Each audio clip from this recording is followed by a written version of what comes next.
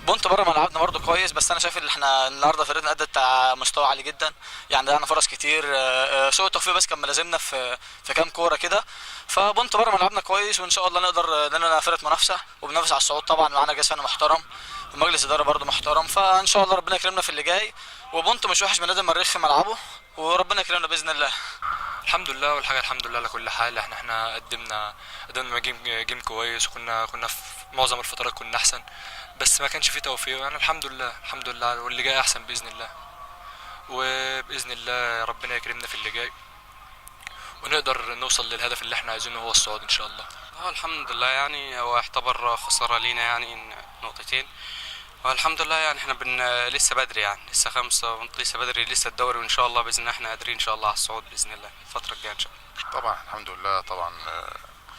احنا مش فقدنا نقطتين، احنا كنا نقرب قوي لو خدنا طابونت، كنا نقرب قوي من المنافسه، بس احنا بره بنلعب فرقه كويسه جدا. اول مجموعه كنا اللعبه كانت مركزه اللي احنا ناخد طابونت بحيث نبقى المنافسه.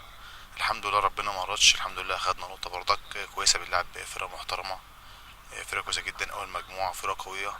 احنا النهارده برضه كان في كذا لعيب ما كانوش موفقين في بعض الفترات من المباراه، بس الحمد لله على النقطه، وربنا ييسر ان شاء الله في الماتش اللي جاي ان شاء الله. يمكن الكابتن سمير النهارده رغم انتهاء المباراه بالتعادل الايجابي 1-1، وفرق ايضا ما بين المريخ وما بين المتصدر منتخب السويس 5 نقاط، على ما اعتقد لسه برضه الامل موجود. طبعا احنا لسه في ماتشين، عندنا ماتش الجاي مع سيراميكا، وفي ماتش كمان مع الشمس. لسه الدور اول ما خلص، ان شاء الله ربنا يكرمنا ونكمل. لسه 5 نقط دول مش حاجه، يعني مش فرق كبير في الدوري اللي احنا بنلعبه. ربنا ييسر ان شاء الله في الماتش الجاي نكسب ان شاء الله الماتش الجاي، ونقرب ان شاء الله من المنافسه ان شاء الله. اكيد طبعا. احنا النهارده كنا نازلين من اول مباراه وعاملين حسابنا الحقيقه ان احنا بنلعب على 3 بونت، لان 3 بونت كانوا مهمين جدا جدا جدا في مشوارنا النهارده. لكن للاسف الشديد احنا تقدمنا ودخل فينا جون من خطا يعني ساذج جدا جدا جدا. كره انا بعتبرها كره ميته يعني. لكن احنا اجمالي المباراه احنا الحمد لله كويسين. ويمكن زي ما قلت لك، بس ان احنا المشكله ان احنا خسرنا الحقيقه البونتين اللي احنا خسرناهم. اعتقد ان احنا كنا بنامل ان احنا ناخد 3 بونت على اساس ان احنا نواصل ان شاء الله. لكن انا بقول لسه بدري جدا، وان شاء الله باذن الله احنا فرقتنا في 4 مباريات عامله مستوى رائع الحقيقه في الاداء. اخر 4 مباريات النهارده نفس الحكايه، فاحنا ان شاء الله قادرين ان احنا نعمل استمراريه في المنافسه ان شاء الله. كابتن عمرو انور مدير الفني منتخب السويس، يا كابتن النهارده على ما اعتقد نقطه ثمينه خطفتها النهارده بملعب المريخ، محتفظا ايضا بالصداره المجموعه الثانيه برصيد 23 بونت. طبعا الحمد لله على النتيجة، بس وانا مش نقطة ثمينة ولا حاجة، انا خسرت نقطتين يعني. احنا النهاردة بنلعب مباراة انا شايف من افضل مباريات اللي لعبناها، خصوصا في الشوط الاول ضيعنا اكتر من فرصة. كان ممكن المباراة تخلص. دخل فينا جون من هجمة وحيدة جت علينا. يعني خط الظهر سرح بس شوية، دخل فينا جون. يعني قدرنا الحمد لله. يعني انا شايف ان التوفيق كان معانا، ان احنا قدرنا نتعادل بعد الجون على طول.